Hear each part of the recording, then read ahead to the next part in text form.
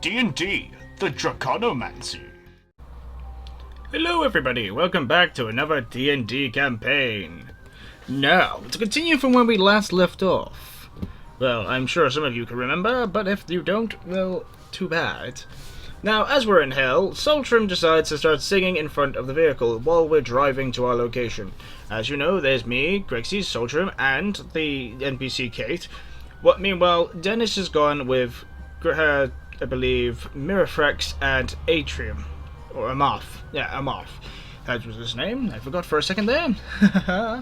Mistakes happen. So, while they go into one location, we go to the other. And it seems Saltram decides he wants to start singing in front of us. And he starts singing like, I believe it was the wheels on the bus go round and round, that sort of stuff. And we essentially in the truck. And Saltram decides to point out, look out! There's a hole over there in front of us! And before we can actually react to it, yeah, we crash into it because it turns out Kate's not the best driver ever. And we crash, and luckily none of us are taking any damage because of our strength rolls, and to which point Saltram decides to declare, oh yes, we were wearing seatbelts so we were safe. And I'm like, okay, that's annoying, but it turns out when we go outside the truck, it is discovered that the left front wheel has been broken. So we can't continue on foot, so we would have to essentially try to wait a few hours for it to be repaired before we can leave. Instead, Grexys has the idea, I know, why don't you decide to use heat metal, and I'll bend it back in place. I'm like, okay, I didn't actually figure that, but like, alright, let's go for this. I'm like, are you sure you're okay with this, Grexys? Because the last time this happened, like, admittedly the first time, yes, it burned the shit out of you, and the second time it didn't damage you because, you know, it was infused into your weapon. But are you sure about this? And yeah, Gretchen's like, yeah, just do it. And I'm like, okay. I heat metal onto the rod. He bends it back into place, and we have our car ready. Well, the truck is ready for battle, driving once again. So we decide, okay, good, we've done it. Now, what do we do next? And decide, okay, we'll go back into the truck. And Grexys decides he wants to sit in the front, leaving me with Saltram. So I decide to sit on the back right, and have Saltram sitting on the back left. The reason for this is because that means Saltram's behind Grexys. And Grexys is like, you did this on purpose, didn't you? And I said, yes. If you're going to make me sit next to him, you have to sit behind him. Or yeah, he has to sit behind you. And clearly he did not like that. So it was quite funny. And we mentioned about the kobold just going, I wonder why the hell the kobold was still there, though, considering the fact that he seems to be everywhere. And we're always like, well, you know, we don't know, but I'm sure he'll be back again next time we go somewhere. And we're like, yeah, most likely. So, meanwhile, Dennis arrives at a ruins and finds a dead Typhon and encounters a woman. Yes, in robes. And we don't know who this woman is because we're not there, but he is. And he starts to recognize it due to the inscription of the religion that she has. Oh boy! And you know what? It turns out that she has just what he needs to help stop the armies of the Serpent Witch from advancing and destroying a humble, poor city.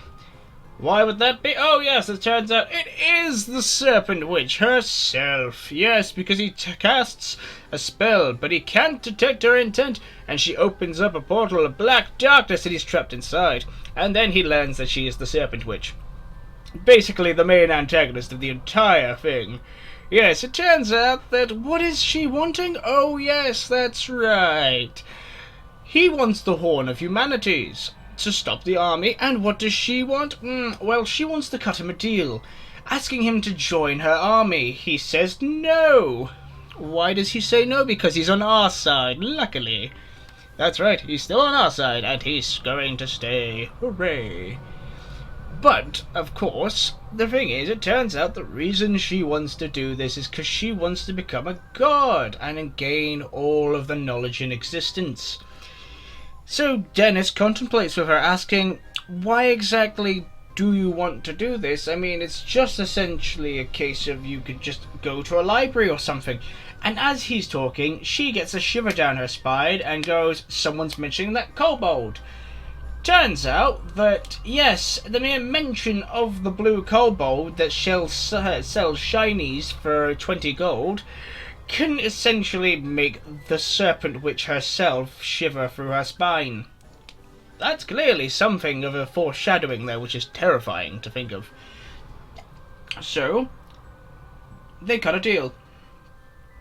I can't remember what the deal is exactly, but it's basically saying, like, you know, she doesn't really care. She actually finds everyone but herself to be idiots. So she's like, okay, well, just don't interfere in my plans and I'll let you go free and just, you know, don't stop me from being a god. So she lets him go free. He collects loot from the surrounding areas and he gets quite a bit of good stuff, actually. A lot of demon ink core, because it's everywhere. And he prays to his god and she gives him a vision. Yes, a vision indeed. Because they don't speak normal. I mean, honestly, like, you pray to a god, you go, yes, dear God, please tell me what you mean. And they say, like, oh yes, just go do this, that, and that, okay? Yeah, not as simple as my god, Farrakha. No. His god decides, oh yes, I'm going to give you a vision because I'm a bitch. But it's funny. So anyway, meanwhile, we are now back at the vehicle and we arrive at the location we need to be. And we enter inside of a glorious feasting hall. And who do we find in this feasting hall? Oh, that's right, we found Pausanias, the very man we were looking for. We found him just chilling with all these other people and we're just like, okay. We told him what we did to get to him. And he looks at us like, really? So you had to do all that stuff? He's like, well, yes. It's like, and you went for all that? Yes. And Soltrum is still with you? Yes. Did he die? He's like, no. No, Soltrum was like, well, the only ones not to die. I mean, I died twice. Grexy died once. Soltrum's died none. And Dennis has died none. How weird is that? Soltrum, the loudest vocal member of us all, who could probably fail stealth checks with ease, is the one that never gets caught out when it comes to, you know, getting killed. He's like, oh yeah, I don't die. I'm the noisiest and the biggest spot for an arrow, shoot me here sign, but I never die. That's how it feels for Soltrum. So after we meet him up and we explain everything that's happened, Soltrum, turns out he's actually still inside the truck, just honking the horn. Yeah, he's staring inside the truck, just doing nothing, then he starts honking the horn, and what happens? Oh yeah, he starts to try and drive.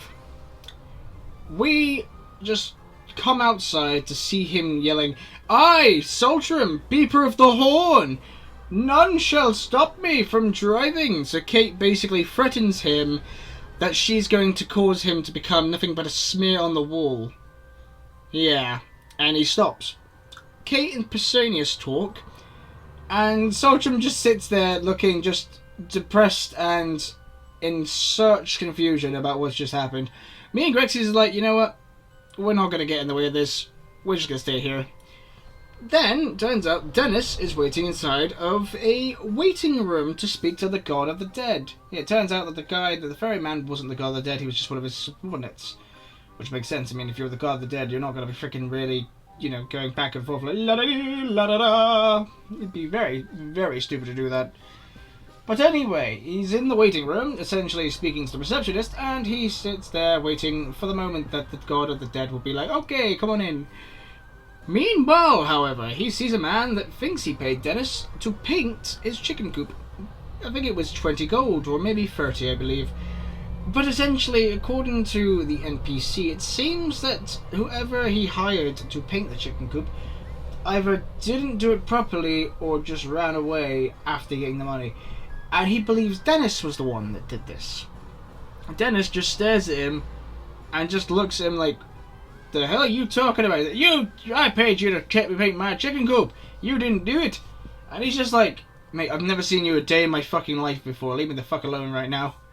So after a bit of threatening, then it decides the God of Death is speaking, saying, yes, the God of Death would like to see you now. And he's just like, Dennis is like, okay, great. I'm just walking. He goes all the way out as fast as he can to avoid talking to this guy and his chicken coop love. So what happens? Oh yes, the God is essentially sitting on a massive throne, and he leans down from his throne. Literally, it's quite intimidating, and he says, I know you. Which is definitely terrifying when you think about it. If somebody, the God of Death himself, goes to you and says, I know you, then you're like, well, I better not do anything stupid, else my soul's in eternal damnation. So, what happens? Oh yes, we have to do a bargaining. Well, he has to do the bargaining. We're still on the car, in the truck, waiting for this moment. Dennis has to bargain with the God of Death. And what does he want for safe passage to the living world with Pausanias? We must make a deal to kill Artemisia with a certain weapon. But then it was agreed, you know what? Why don't, instead of it being a case of like us, instead of like killing her with the certain weapon, why isn't we just, you know, bring her back to you? And then he's like, okay, very well. Bring her back to me, put her on the ferryman, let her come towards me, and boom, your deal is secured. You have gained your escape from the underworld. And so we do. We essentially just, well, I don't know how this happens, but meanwhile, Saltram somehow manages to start driving the truck. Yeah, that's right. Saltram manages to somehow convince Kate to allow him to drive the truck. What does he do when he's honking the horn? Oh yes, suddenly a yellow portal opens, and he stops as fast as he can and breathes fire through the fucking windscreen to try and slow down the truck. I shit you not. And what happens? Oh yeah, Dennis leaves through the portal and sees us to basically see that he nearly got smeared by a fucking truck driven by Saltram.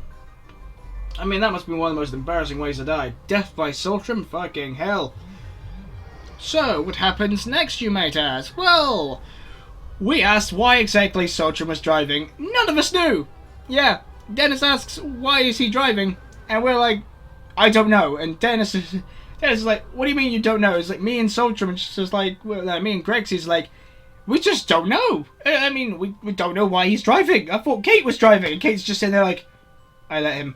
And we're like, why the hell did you let Saltram drive, you idiot? But, of course, you know, we basically spoke to each other asking, so, what happened to you? It's like, oh yeah, we went through this stuff. You? Oh yeah, I went through this. Oh yeah, so we're able to leave now? It's like, yes, we can leave, but we have certain deals to follow. It's like, oh shit, well, at least we got it done. So, Grexys asks if we have lovers. Yeah, just out of nowhere, just completely confusing every single one of us, including Saltram, which is quite surprising. It turns out that Mirafrax actually says he misses someone in prison.